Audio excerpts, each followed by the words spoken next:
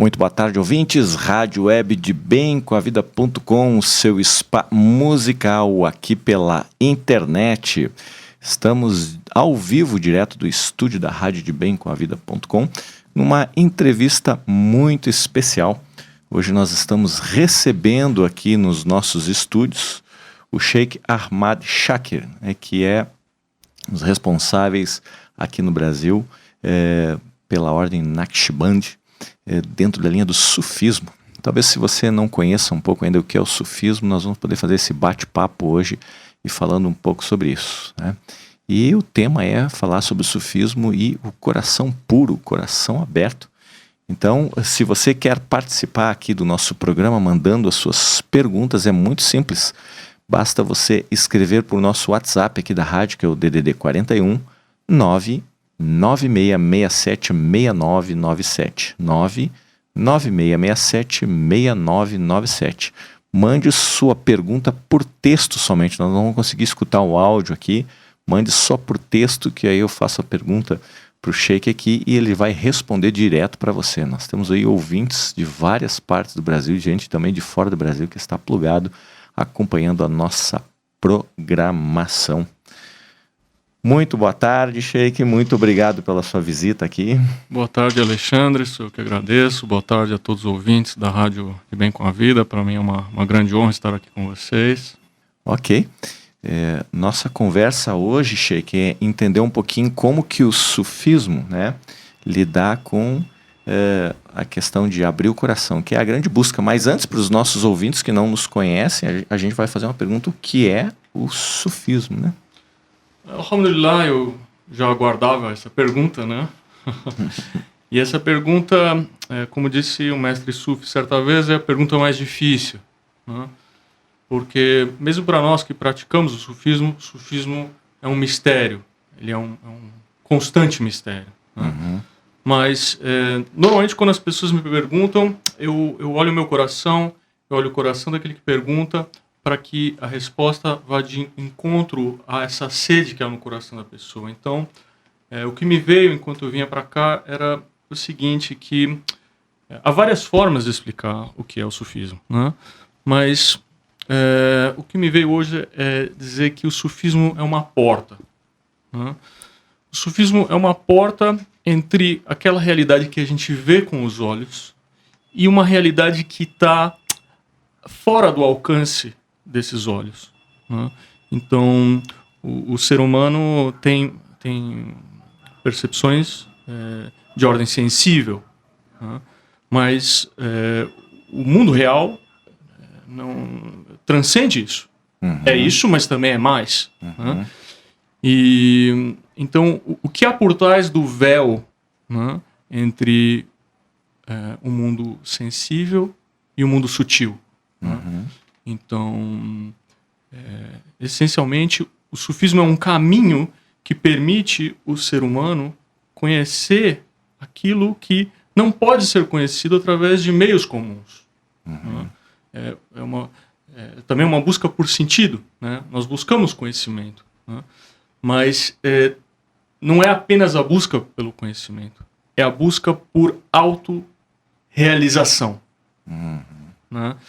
Então, aí você pode me perguntar, poxa, mas o que você está dizendo se aplica a muitos caminhos espirituais. Então, o que diferencia o sufismo dos outros caminhos espirituais, né?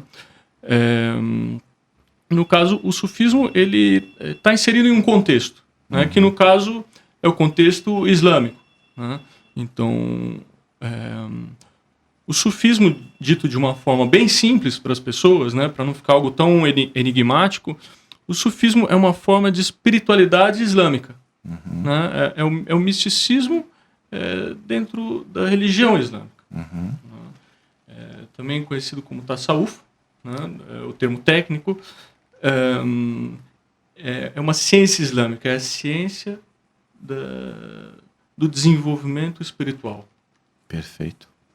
Do desenvolvimento espiritual. E quando se fala em Sufi, tem uma tradução da palavra, né? Sim, tem várias, né? A etimologia, sim, tem várias opiniões acerca da etimologia, mas, assim, a que nós usamos é saf, pureza, né? Pureza. Então, alguns estudiosos dizem que sufismo, na verdade, vem de saf, que no árabe significa pureza. Pureza. Então seria buscar essa pureza, um encontro com essa pureza, né? Exatamente, exatamente. Se você me permite citar uma frase do Rumi, né? Poeta persa, que também era um mestre sufi, né? Que também foi o fundador de uma ordem do sufismo chamado Mevlev, também mais conhecida como Ordem dos Derviches Giradores, né? Porque eles fazem o giro, né? Então, recentemente isso ficou muito popularizado, né? Na televisão, enfim. É quase que um cartão postal da Turquia, né? Os Derviches Giradores, né? O Rumi, ele pergunta, né? Ele pergunta o que faz o Sufi? What makes the Sufi? Né? O que faz o Sufi? E ele mesmo responde, purity of the heart, pureza do coração. Então, o que faz o Sufi? Pureza de coração. Essencialmente, é isso que o Sufi faz. E para isso ele tem várias ferramentas para chegar nesse nível de pureza, né? Então, eu acho que esse entendimento da relação entre sufismo e a palavra saf, no árabe, faz sentido. Quando você fala em ferramentas de pureza, você poderia dar alguns exemplos para nós aqui dessas ferramentas? Se é que é possível falar sobre elas? Sim, né? Olha, o que nós usamos de forma mais comum assim é o zikr, né? Na verdade se pronuncia zikr, mas como é uma letra que não existe no português, nós dizemos zikr, né? Então, zikr literalmente significa lembrança, né? Pode ser qualquer tipo de lembrança, né? Mas, num contexto sufi, quando nós usamos essa palavra, né? E mesmo num contexto islâmico, que não necessariamente é sufi, normalmente se subentende dhikrullah, que é a lembrança de Deus. Né? Ou seja, não é qualquer lembrança, né? Nós podemos nos lembrar do nosso pai, da nossa mãe, de coisas boas, de coisas ruins, de coisas que aconteceram no passado, de pensamentos. Tudo isso é lembrança, né? Mas, para a purificação do coração, nós entendemos que não é qualquer tipo de lembrança que proporciona isso, né? Nós entendemos que quando nós nos lembramos daquele ser, daquela consciência do qual nós emanamos, ou seja, a origem de nossas realidades espirituais, nós nos aproximamos disso. E isso por si só proporciona uma purificação, né? Quando eu estou me lembrando da conexão com a espiritualidade, naquele momento eu estou deixando de me ocupar meu pensamento, meu sentimento com coisas negativas, por exemplo, né? Então, quando nós fazemos isso, é como se isso lavasse o coração, né? Eu me desfaço de tudo aquilo que não me beneficia, busco o meu eixo, meu centro, né? E nesse momento experimento uma paz, né? Experimento um nível de liberdade interior com relação a todo tipo de angústia, né? E depressão e essas coisas. Nós experimentamos um alívio, né? Nem que seja temporário, né? E nós entendemos que isso é parte de um processo de purificação. Então, por isso, o zikr é uma ferramenta muito importante para o sufi, né? O zikr, ele significa lembrança, né? Mas também existem várias formas de lembrança, né? Porque eu posso me lembrar de Deus apenas intelectualmente. Posso me lembrar de Deus com o coração, posso me lembrar de Deus com a língua. Então, quando nós recitamos nomes divinos, né, isso é uma forma de se lembrar dele. Quando nós conversamos sobre Deus, isso também é uma forma, né? Mas então o zikr tem esse uso ambíguo. Pode significar lembrança de Deus, né? Zikrullah, ou seja, qualquer tipo de lembrança de Deus, mas também pode se referir a um tipo específico de lembrança de Deus, que é a menção dos nomes sagrados, que é o equivalente, vamos dizer assim, ao que as pessoas normalmente entendem como mantras. Tá?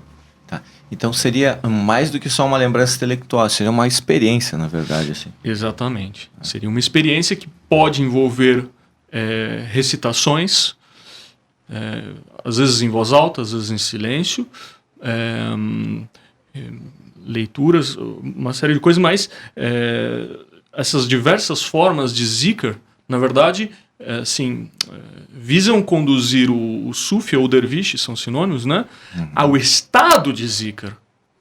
Então, é como se o zikr é como se fosse um estado de consciência. Né? A pessoa não está mais dispersa, ela não está absorvida por suas preocupações cotidianas. Ela está buscando o seu eixo, né? O centro do seu coração. Né? E que nós entendemos que, apenas para que não haja nenhum mal-entendido, né? Há uma tradição profética, né? Um dito do profeta, sallallahu alaihi wasallam, o profeta Muhammad, que é quem nós seguimos, que ele diz assim, que Deus não está no céu nem na terra, mas no coração do crente verdadeiro. Né? Então, quando o derviche mergulha em seu próprio coração, ele está buscando a Deus aí. Né? Porque ele poderia procurar embaixo da mesa, em cima da estante, né? Mas nós entendemos que para nós encontrarmos a Deus, nós temos que olhar para dentro de nós mesmos, porque foi aí que ele se ocultou. Né? Então, quando nós fazemos esse trabalho de mergulhar em nossa própria essência, nas nossas realidades espirituais, isso nos aproxima, em última instância, de Deus. Né? Então, tem um outro aforismo sufi que diz assim: o derviche buscou a Deus, encontrou apenas a si mesmo. O derviche buscou a si mesmo, encontrou apenas a Deus. É interessante, tem uma frase que diz assim, que o caminho mais longo que o homem pode trilhar é sair da cabeça e vir até o coração. Exatamente. E que quando a gente busca muito fora apenas com liturgias, assim, ou enfim, com movimentos que não te fazem a conexão, não adianta, né? Não tem sentido nenhum. Sim. Sim. E fazer esse mergulho, aí é experimentar Deus em si, experimentar a espiritualidade em si própria. Né? Sim. No fundo, é essa busca do derviche. Né? O derviche pode ser um erudito, ele pode ser um louco, ele pode ser um homem muito rico, ele pode ser um homem muito pobre, não importa. Né? Ele pode ter diversas vestimentas diferentes. E né? não importa a religião também. Olha, nós entendemos que só há uma religião revelada para a humanidade, né? E que essa religião ela teve diferentes características, formas e nomes ao longo da história. Então, os verdadeiros mensageiros, aqueles que vieram enviados por Deus, único e criador, eles tinham uma mesma mensagem. Né? Então, nós entendemos que a religião importa no sentido de que a religião é reconectar-se com Deus. Né? Mas nós entendemos que muitas vezes os rótulos é que não importam muito. Porque quando as pessoas pensam em religião, elas pensam em rótulos. Quando um sufi pensa em religião, ele pensa em realidades. Né?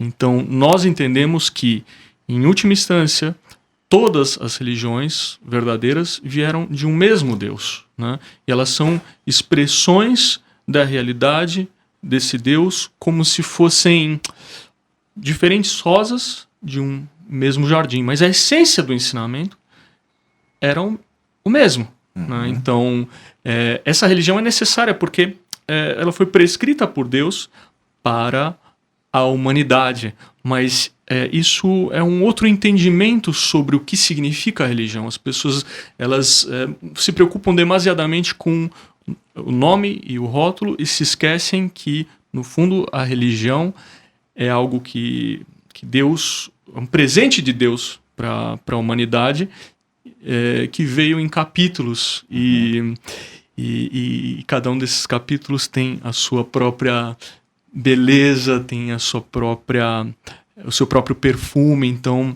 o Sufi, ele no fundo, ele tem um compromisso com uma disciplina externa específica, mas ele também tem abertura no coração para apreciar fragrâncias de diferentes revelações, diferentes mensagens. Nós consideramos todos os mensageiros como sendo parte do que nós fazemos. Né?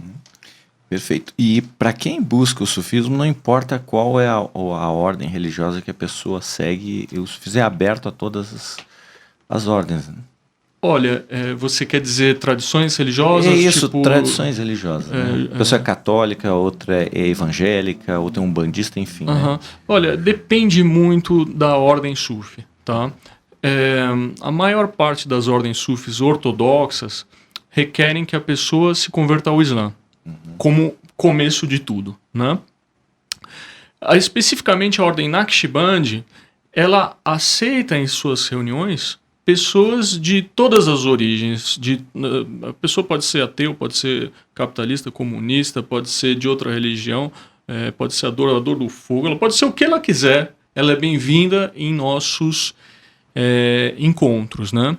Agora, uma coisa é participar e outra coisa é se tornar um sufi, né? Porque há um caminho que nós entendemos que é longo entre uma coisa e outra, né? Nós entendemos que para uma pessoa se tornar sufi, ela tem que ter o coração 100% puro, né? E o que é ter um coração 100% puro? Boa pergunta. Nosso antigo mestre, que foi quem espalhou a ordem Naqshband pelo mundo inteiro, né? Que foi Sheikh Nazim. Nós o chamamos de uma forma mais extensa de Maulana Sheikh Nazim Al-Haqqani. A Naqshband, ele tem o nome, pode crescer, Al-Kibrizli, mas Sheikh Nazim. Tá de bom tamanho, né? Ou Maulana para os íntimos também. Sheikh Nazim, ele dizia assim: qual o coração mais puro? O coração mais puro é aquele no qual não há nada que não seja Deus. Né? Então a pessoa, ela tem em seu coração desejos pela espiritualidade. Um buscador tem isso. Talvez nem todos tenham, mas um buscador tem. Mas o fato do buscador ter esses desejos não quer dizer que ele não tenha desejos que o empurrem na direção oposta. Né? A pessoa pode ter em seu coração espiritualidade e ganância. É extremamente contraditório. Mas o ser humano é extremamente contraditório. Né? E isso coexiste, né? Durante a maior parte da busca. Quando isso vai desaparecer? Quando a pessoa alcançar a realização espiritual. Até lá, você tem que esperar que você vai encontrar essa contradição em maior ou menor grau. Né? Então, mas o derviche, o sufi, ele pouco a pouco, o que ele busca? Se desvencilhar daqueles desejos pelas coisas temporárias, pelas coisas passageiras, pelas coisas efêmeras, pelas coisas desse mundo. Né? Então, um desejo por fama, dinheiro, poder, prazer, tudo isso ocupa um espaço muito grande no coração de todas as pessoas. Né?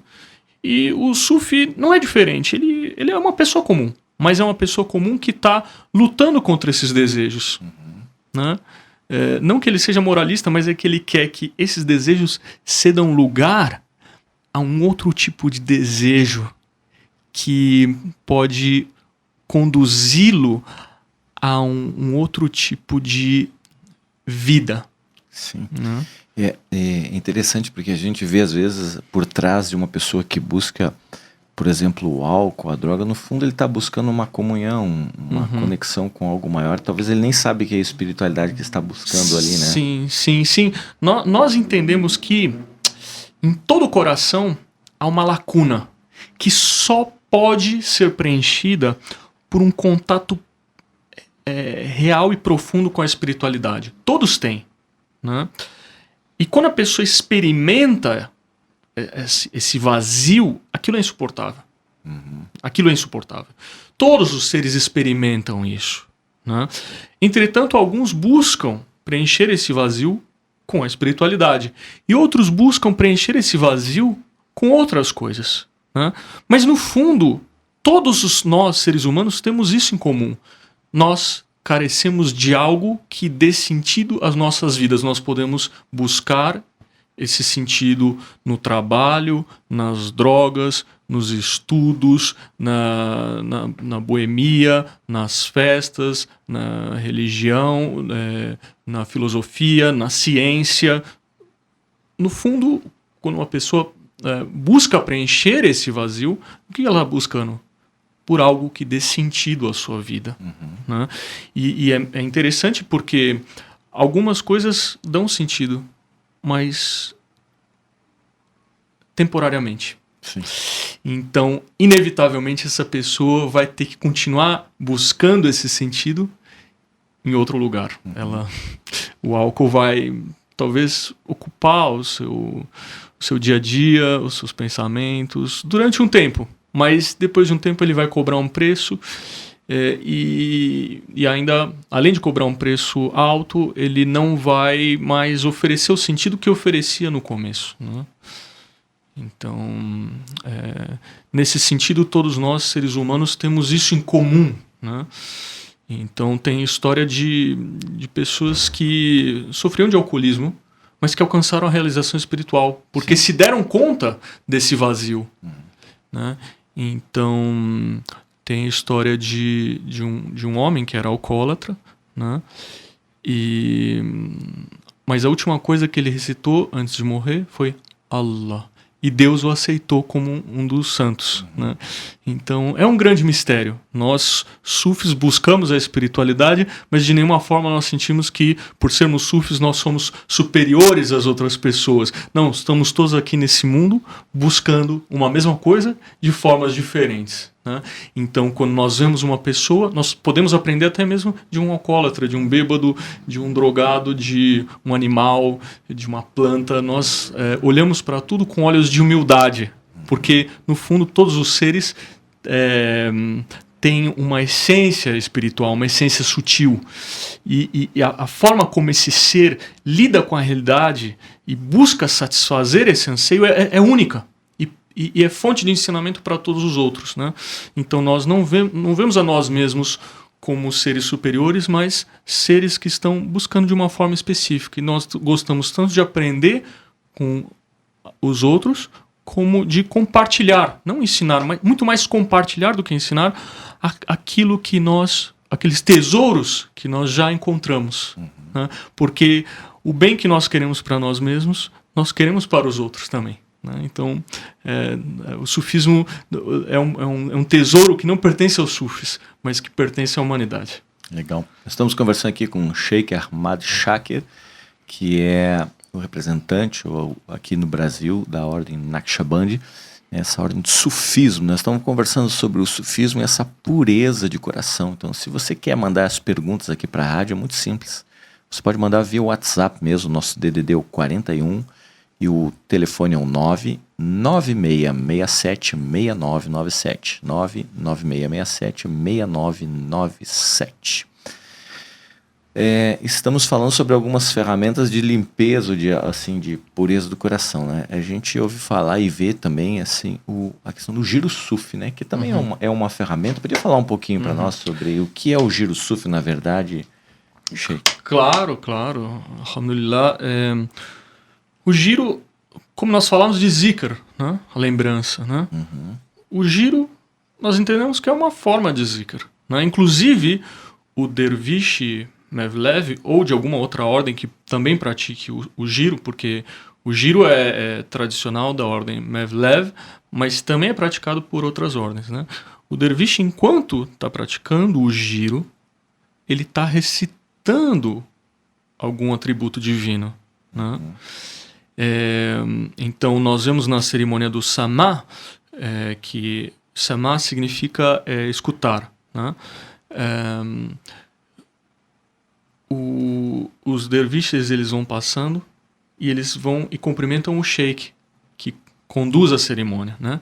E a cada um deles, o sheik diz um atributo a ser recitado. É como se fosse só aquele derviche vai saber o que ele recebeu, né? Pode ser diferente para cada um, né? Então, e ele vai, enquanto estiver fazendo essa prática, né? Ele vai estar recitando um nome ou atributo de Deus, tá? Essa prática, ou seja, é uma forma de zikr, nada mais, né? Uma forma de buscar encontrar o seu eixo, né? O derviche, quando gira, ele tem que girar em torno de um eixo. Nossos corações giram em torno de um eixo, né? No caso de um homem que buscou a sua verdadeira essência, ele encontrou esse eixo, né? Um homem que está buscando coisas efêmeras, ele está girando em um eixo falso. Ele é como um derviche que não consegue girar direito, ele fica caindo, né? Mas no momento que ele encontra seu eixo, a sua vida começa a fazer... ela ganha um novo sentido, né? E começa a funcionar de uma nova forma que ele seria incapaz de imaginar antes. Mas que ainda assim é invisível para quem vê de fora. Só ele sabe a profundidade daquilo que ele está vivendo, né? Quem olha de fora vê, ele é um comerciante, ele é um pedinte, ele é um homem de negócios, ele é um estudante. É incapaz de imaginar o que está acontecendo no coração dessa pessoa, o nível de profundidade e significado que ele encontra ao encontrar o seu verdadeiro eixo, né? Então, o giro sufi é como se fosse isso expresso em gestos, né? É a busca do sufi manifesta de uma forma assim pictórica, né? Gestual, né?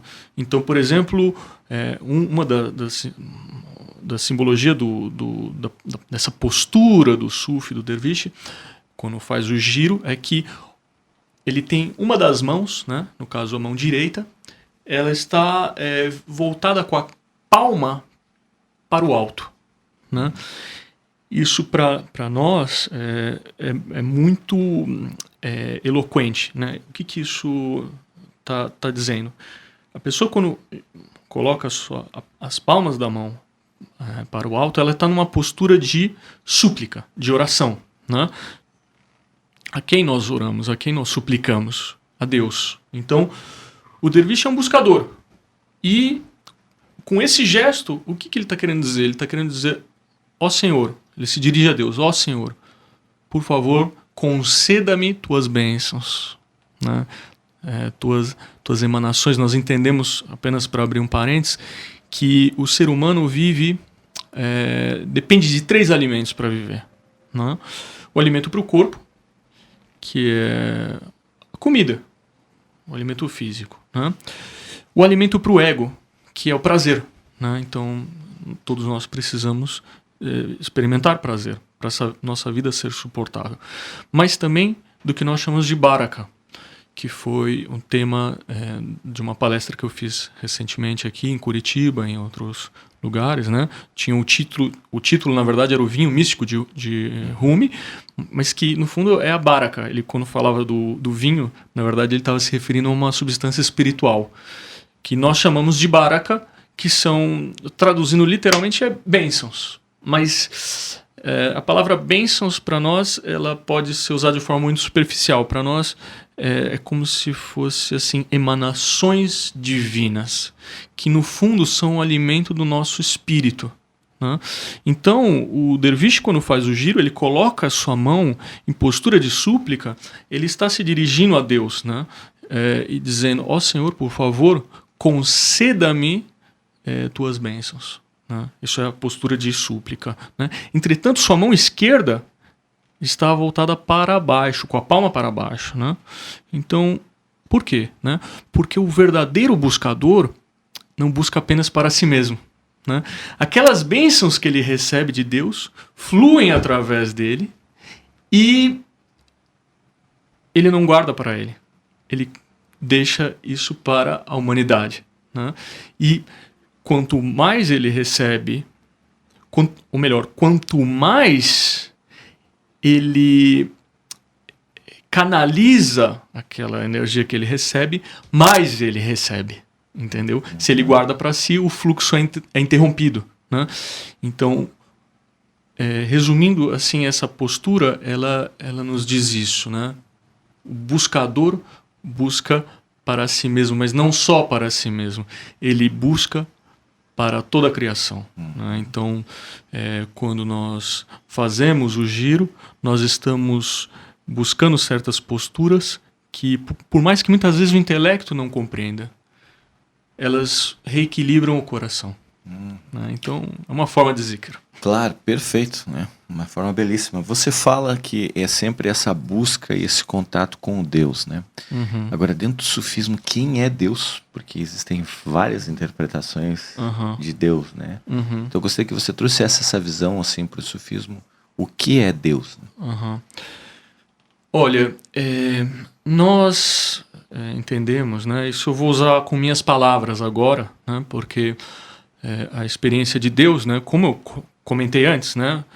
Através desse dito do profeta Muhammad, que a paz esteja sobre ele, né? Deus não está nem no céu nem na terra. Ele está no coração do verdadeiro crente. Então, no fundo, a experiência que cada um pode ter com Deus é uma experiência totalmente íntima, né? Então, agora eu peço licença para falar a partir de minha experiência, né?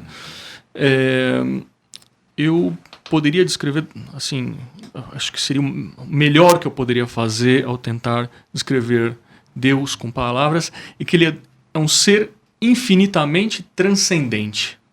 Né? Ou seja, isso quer dizer que ele está além das nossas capacidades intelectuais de compreensão. Né? Mas, entretanto, nós acreditamos que esse ser infinitamente transcendente se prometeu, não só, ele não apenas criou o ser humano, mas ele prometeu guiar o ser humano. Né? Então, ele enviou mensageiros que tinham um nível espiritual muito elevado. E como eram seres de uma espiritualidade muito alta, de um contato muito próximo com a divina presença, e como estavam, ao mesmo tempo, vivendo essa realidade espiritual e essa realidade material, eles podiam funcionar como se fosse uma ponte, uma porta entre essa realidade infinitamente transcendente que supera as capacidades do intelecto humano e seres que dependem desse ser para encontrar seu eixo em sua vida. Né? Então, graças a essa ponte, os mensageiros, né, como nós os chamamos, Deus se fez conhecer em parte. Né? Então, ele enviou, através desses mensageiros, ele enviou livros revelados, eles recitavam e as pessoas anotavam ou decoravam. Né? Então, cada mensageiro aconteceu de um jeito. Né? Alguns livros chegaram até nossos dias, outros não. Então, esses mensageiros, quando falavam, eles estavam servindo de intermediários. É como um rei que está longe de seu reino e pede para que um mensageiro, um carteiro, né, entregue uma carta a esse povo. Né? E através dessa carta, quem lê é o carteiro, mas as palavras quem escreve é o rei. Né? Então, nós entendemos que os livros revelados, né, é lógico que quando eles foram corretamente preservados, eles são de fato palavras de Deus. Né? E para nós isso é muito importante porque, através do que Deus diz a respeito dele mesmo, nós podemos fazer, pelo menos, uma ideia. Né? Nós podemos, vamos dizer assim, trazer para o intelecto algo que está além do intelecto, para que o ser humano não fique completamente às cegas. Né? E eu falei tudo isso porque Deus diz de si mesmo que ele é o Criador. Então, a partir dele, tudo que existe foi emanado. Né? Então, como é isso? Né? É muito difícil para apreciar isso intelectualmente. Né? Da mesma forma que a física quântica é difícil de apreciar intelectualmente, mas então nós temos recursos que, no fundo, não satisfazem, não respondem à pergunta, mas pelo menos nos dão um norte. A resposta dessa pergunta, arrisco dizer, só pode ser encontrada quando o buscador toma coragem e mergulha em seu coração. Aí ele pode saber quem é Deus. Antes disso, Deus será apenas uma ideia abstrata, ainda que muitas vezes correspondendo a algo que de fato existe, mas que supera suas capacidades de compreensão. Perfeito. E quem experimenta, muitas vezes, não tem palavras para descrever isso. Exatamente. É uma situação, assim, digamos, inefável. Exatamente. Exatamente. Talvez a gente não tenha neurologia ainda. Exatamente.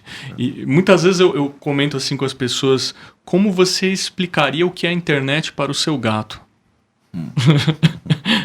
Então nós vemos claramente que o gato não conseguiria entender isso, né? Tipo, ainda que você tentasse falar como você falaria com uma criancinha, o gato ia olhar para você e falar miau, certo? Então nós vemos a limitação de seres que nos são inferiores, mas para nós é difícil aceitar e reconhecer nossa própria limitação. Muito bom. Estamos conversando com o Sheikh Ahmad Shakir, né, que está aqui em Curitiba. Ele está fazendo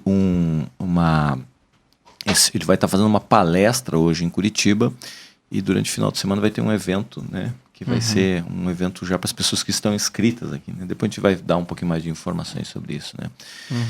E hoje à noite ele vai falar um pouquinho da sua experiência. Eu gostaria que você pudesse comentar um pouco sobre a experiência que você teve com um dos mestres, na verdade, aqui na América, enfim, né? Que seria um mestre sufi do século XXI. Exatamente. É nosso atual mestre, Maulana Sheikh Mehmet, né?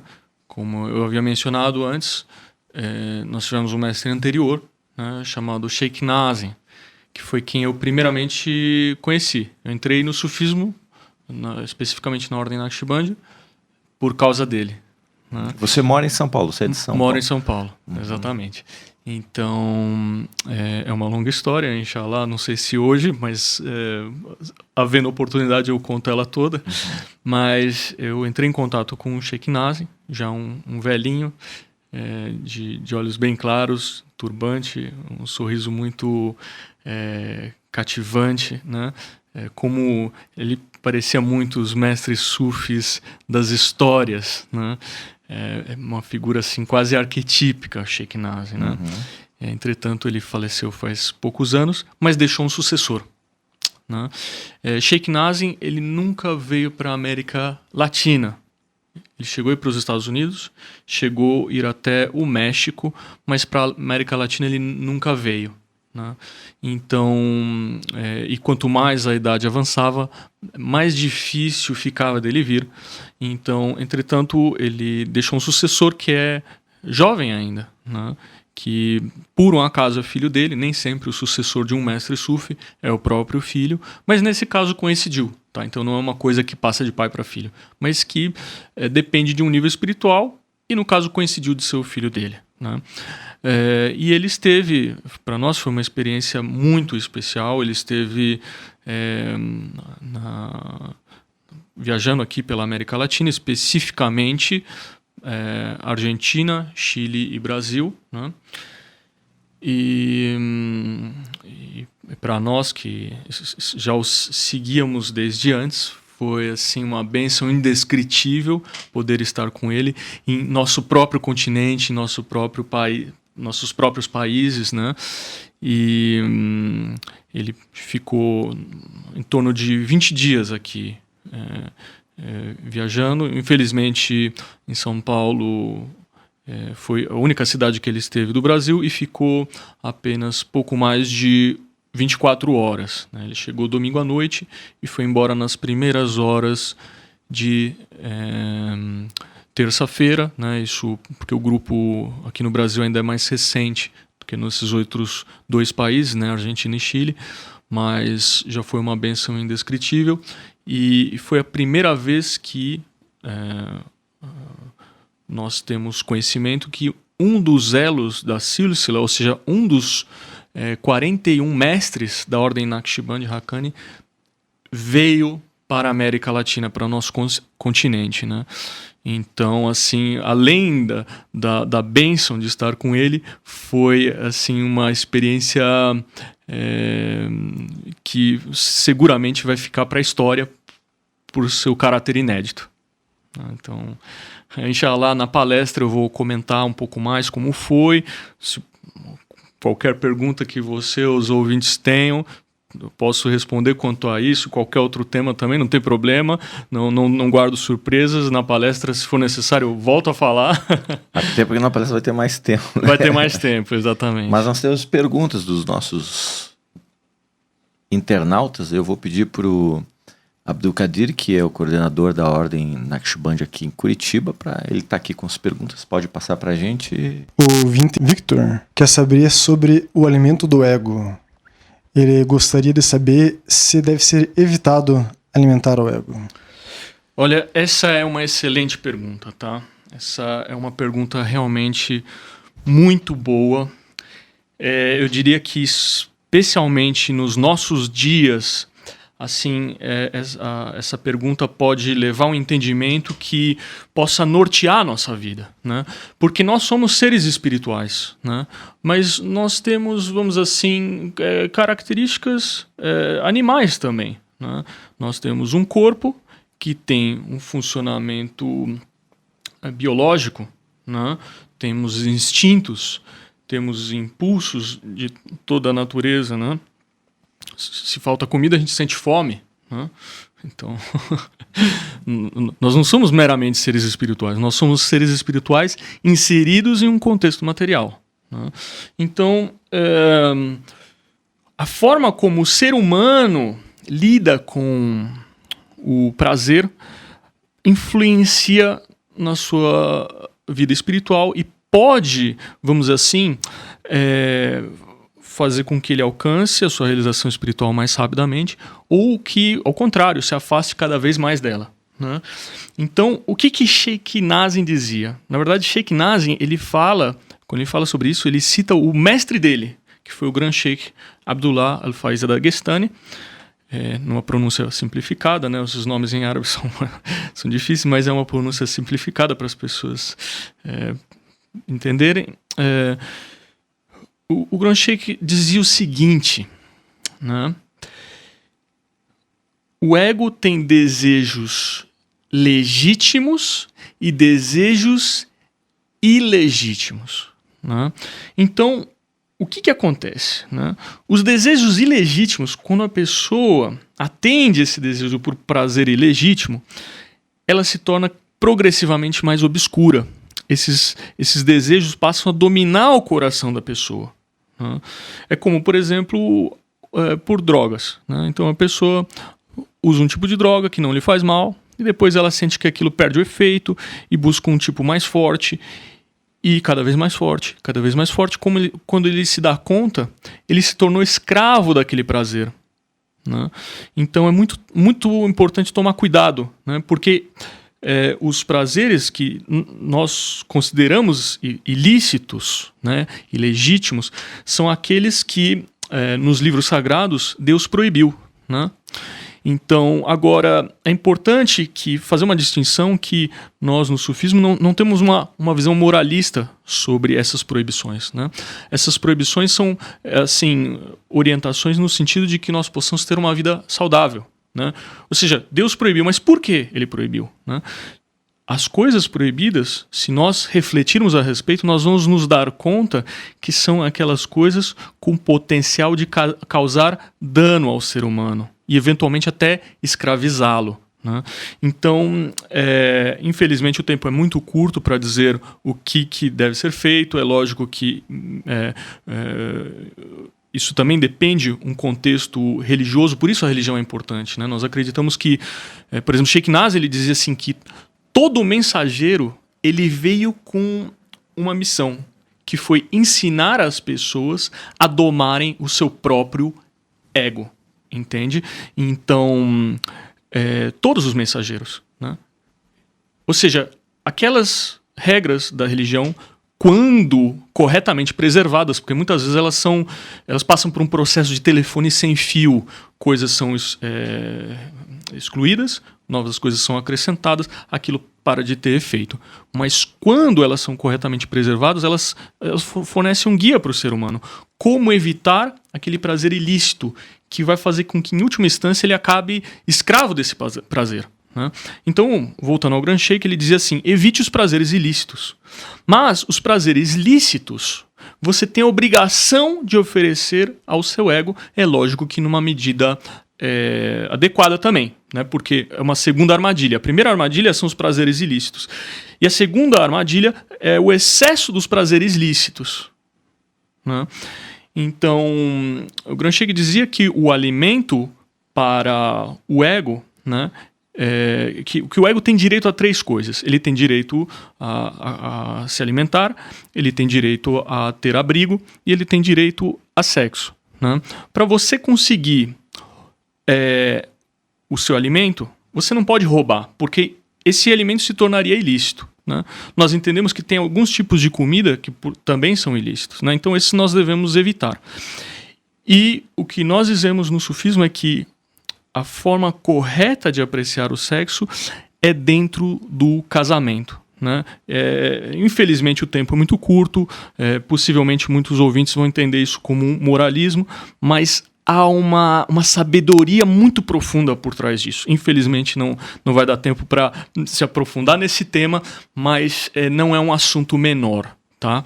Então, se isso parecer algo assim, muito severo para a maioria das pessoas, assim, a minha recomendação daqueles que não estejam praticando nenhuma religião é que pelo menos busquem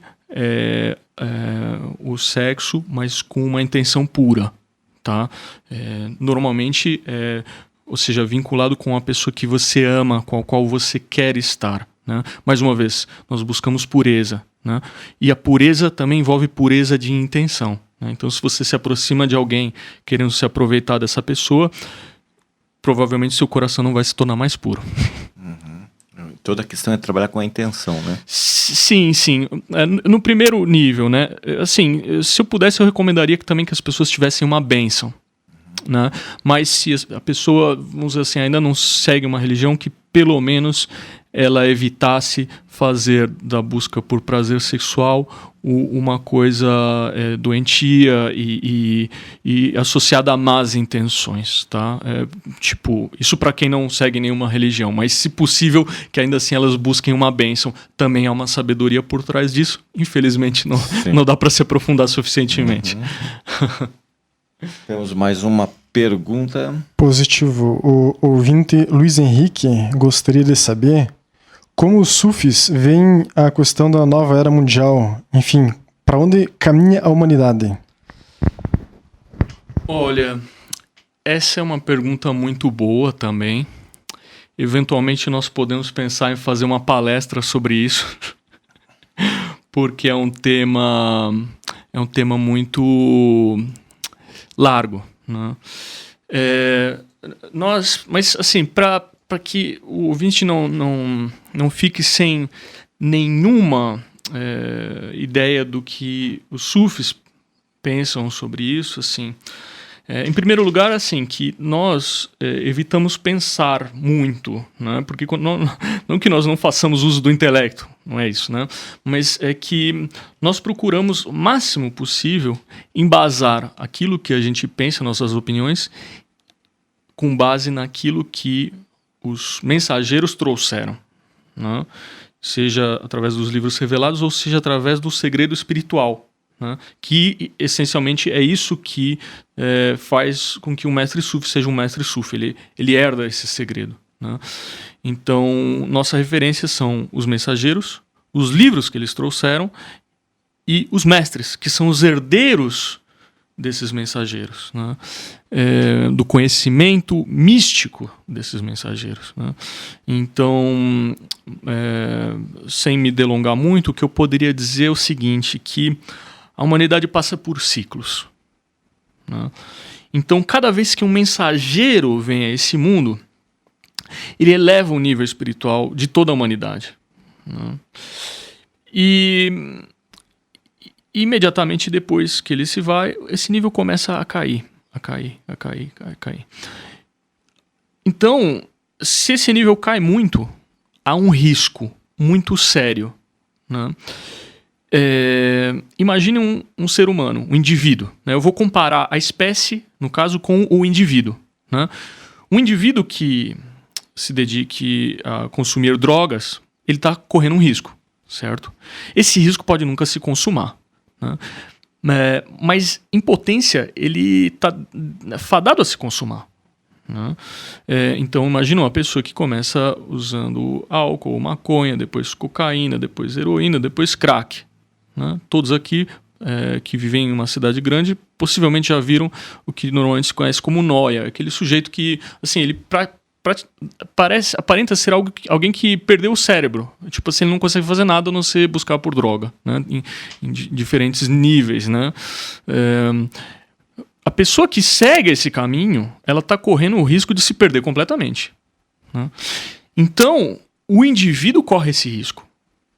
Mas a humanidade como um todo também corre esse risco, né? Entretanto, se isso acontece com a humanidade como um todo, é muito mais grave. É muito mais grave, porque aí, então, entendeu? Tipo, se isso acontece com alguns e outros estão bem, então tem alguém para cuidar da polícia, dos bombeiros, tem alguém para gerenciar os hospitais. Se a humanidade inteira decai de nível até um ponto sem retorno, assim, esse mundo vai se tornar algo análogo ao inferno.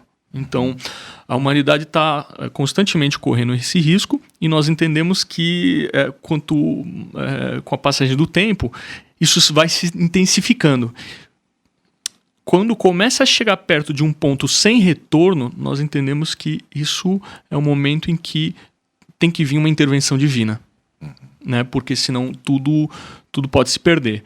Então, e aí Deus intervém, a situação que antes era terminal pode sofrer um processo de cura, mas é um ciclo, né, de elevação e queda espiritual, né? Porque isso é assim, eu não sei, mas segundo Sheikh Naz dizia, eu assim, pela interpretação que eu tenho do que ele dizia, que ao longo desse processo a espécie e os indivíduos passam por um aprendizado que é essencial para a nossa vida futura, que nós não acreditamos em reencarnação. O que nós chamamos de vida futura é a vida que nós vamos ter no mundo espiritual quando nós deixarmos esse mundo. Então, todo esse sofrimento que nós passamos aqui, ele é necessário para que nós possamos adquirir um aprendizado que vai ser útil lá na frente. Então, mas assim, especificamente quanto à questão da nova era e tal, nós entendemos que nós estamos perto assim, da beira do abismo, mas nós também acreditamos que Deus reservou algo especial para a humanidade que vai, vamos dizer assim, oferecer uma outra possibilidade, né? Infelizmente não dá para esgotar esse tema, mas inshallah, se Deus permitir, nós podemos fazer uma palestra sobre isso no futuro. Ok. Então, nós estamos falando aqui sobre uma experiência espiritual num corpo, né? Uma experiência espiritual, ou seja, espíritos vivendo uma experiência humana. Então, a gente pressupõe que nós viemos de algum lugar com alguma intenção. Então, nesse âmbito, dá para falar assim, Sheikh, que nós estamos falando de propósito de vida? E como que a pessoa clareia isso para ela? Qual é o meu propósito nessa vida, assim? E propósito, missão de vida, como que o sufismo tem essa visão? Como que isso funciona? Olha, eu poderia dar uma resposta que faz total sentido, mas no fundo eu acho que a melhor resposta é a resposta que está no coração das pessoas, né? Porque como nós falávamos daquele vazio, né? Inevitavelmente, a pessoa que procura preencher esse vazio trabalhando excessivamente, se embriagando, frequentando festas, qualquer coisa que ela faça, seja ela lícita ou ilícita, mas que ela use como uma forma de evitar essa dor, desse vazio, e de, vamos dizer assim, experimentar algum sentido para a sua vida, inevitavelmente isso vai se esgotar, né? Porque algo que é muito profundo, que só pode ser preenchido por algo muito profundo, né? Entretanto, às vezes faz parte do processo da pessoa buscar algo real no lugar errado, né? Porque ela vai buscar, não vai encontrar. Isso vai ser melhor para ela do que um conselho que eu possa dar, ou de qualquer coisa que ela possa ler num livro, né? No fundo, assim, eu já adianto, se alguém quer encontrar sentido real para a sua vida, ela vai ter que buscar isso na espiritualidade, né? É lógico que a pessoa pode ter uma missão particular, algo que dê sentido para a vida dela. Então, por exemplo, além da espiritualidade, ela vai ver essa espiritualidade como? Cuidando dos pobres, tratando dos doentes, ou então, não sei, se tornando um grande líder que vai influenciar positivamente as outras pessoas. Eu não sei, né? Mas dificilmente ela vai conseguir realizar seu propósito pessoal sem antes encontrar a sua verdadeira espiritualidade, né? Porque se ela buscar antes fora do que dentro, ela vai estar vivendo algo que nós entendemos que é falso, né? Mas nós, no sufismo, nós dizemos assim, quando uma pessoa busca algo, jamais diga, não busque isso. Vamos supor que seja dinheiro. Se ela busca, se está no coração dela buscar dinheiro, eu, vendo de fora, posso achar que aquela não é a melhor coisa. Porque eu posso ver, né, a partir da minha condição de buscador, que essa pessoa vai buscar dinheiro, ela vai encontrar dinheiro, ela vai conseguir esse dinheiro, se ela tiver sorte, ou se tudo conspirar a favor dela. Mas depois, esse dinheiro, ela vai ver que não foi suficiente para preencher aquele vazio, né? Então eu posso ver isso. Mas o problema é que, quando eu digo isso para essa pessoa, o que pode acontecer? Ela pode, então, então não quero dinheiro. E ela vai buscar a espiritualidade, mas ela vai carregar aquele desejo pelo dinheiro no coração. E aquilo vai ficar algo mais resolvido.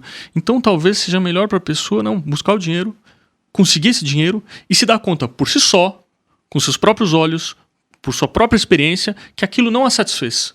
E aí quando ela for buscar algo mais profundo, ela vai buscar isso a partir de uma outra percepção. Não vai ser algo teórico. O dinheiro não tem sentido. Não, ela já vai ter buscado. Ela já encontrou e ela sabe que aquilo não preencheu o vazio de seu coração. Então, como buscar? Assim, se um sufi me perguntasse, eu diria uma coisa. Se uma pessoa que ainda está muito entretida com o mundo material me perguntasse, eu diria assim, escute o seu coração, tá?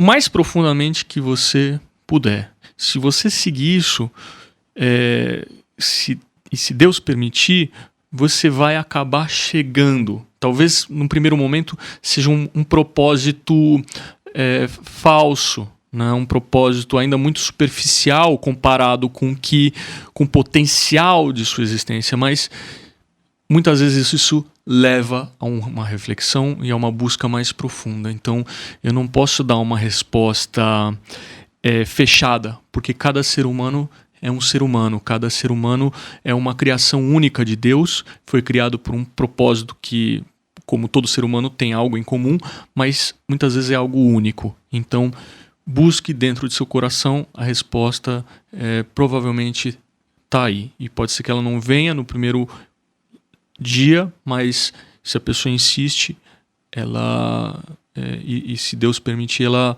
um dia chegará e encontrará esse propósito. Mas assim, eu já adianto que inevitavelmente a pessoa, se ela insistir mesmo, ela inevitavelmente vai acabar esbarrando na espiritualidade, porque é a consciência espiritual, em última instância, que permite a pessoa saber Não pensar, não supor, mas saber por revelação praticamente, essa palavra é um pouco forte, mas por inspiração e por visão das realidades espirituais, por visão do seu próprio ser espiritual, com toda certeza, por que ela foi criada e por que ela foi posta neste mundo. Né? Então, esse tipo de consciência só se consegue com a espiritualidade. Então, se há o desejo por dinheiro no seu coração, ok, então trabalhe. Mas dedique uma parcela do seu tempo à espiritualidade. Talvez seja uma forma de conciliar isso. Perfeito, né?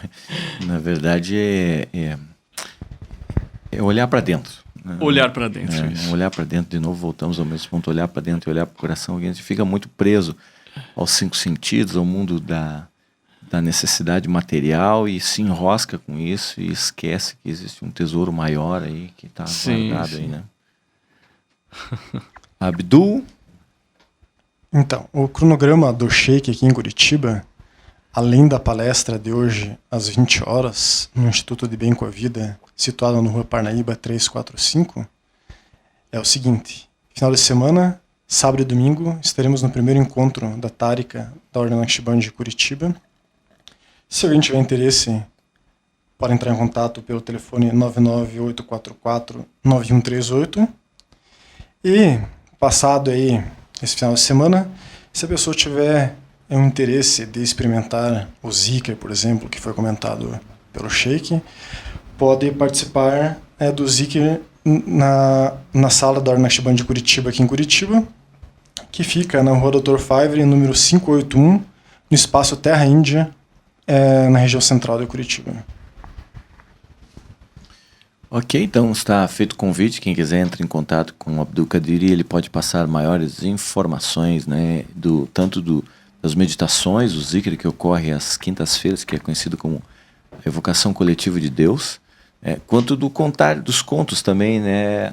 Abdul poderia falar um pouco do positivo. Dos contos?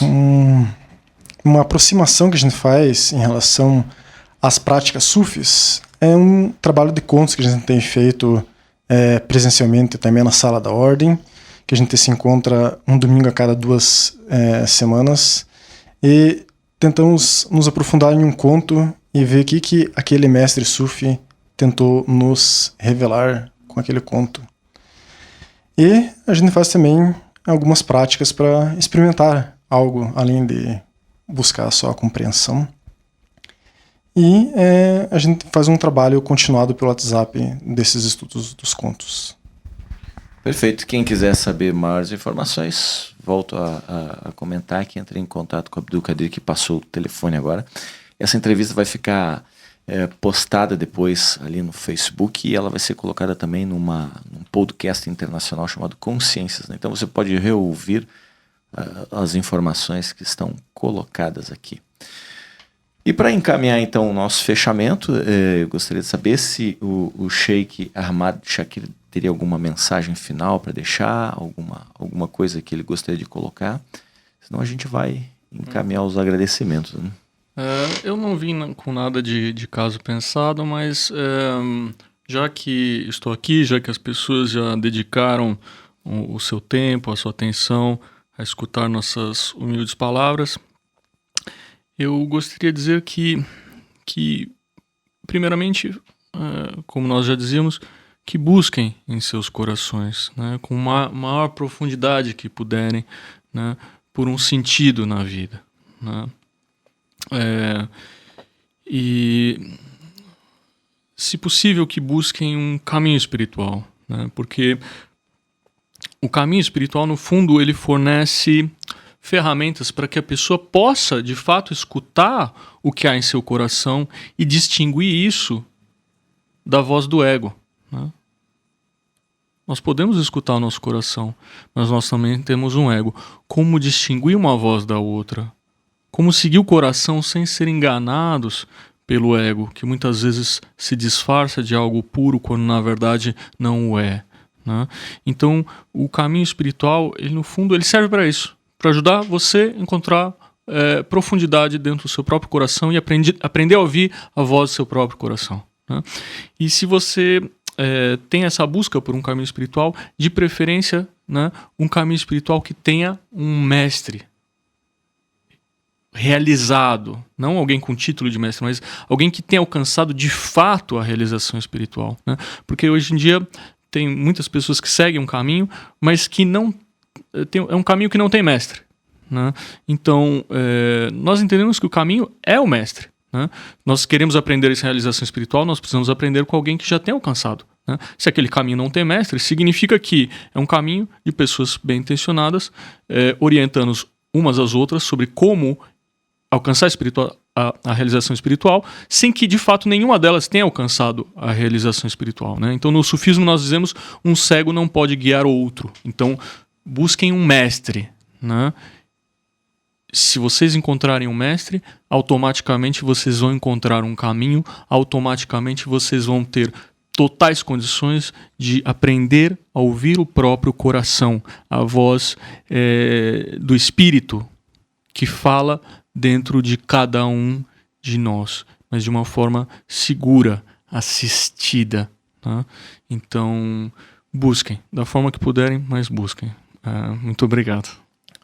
Obrigado, Sheikh Ahmad Shakir. Obrigado pela sua disponibilidade, por estar aqui, trazer essas palavras tão sábias e compartilhar esse conhecimento com os. Gratidão. Muito obrigado. Sheikh, gratidão. Abdul Qadir, muito obrigado por vocês aqui.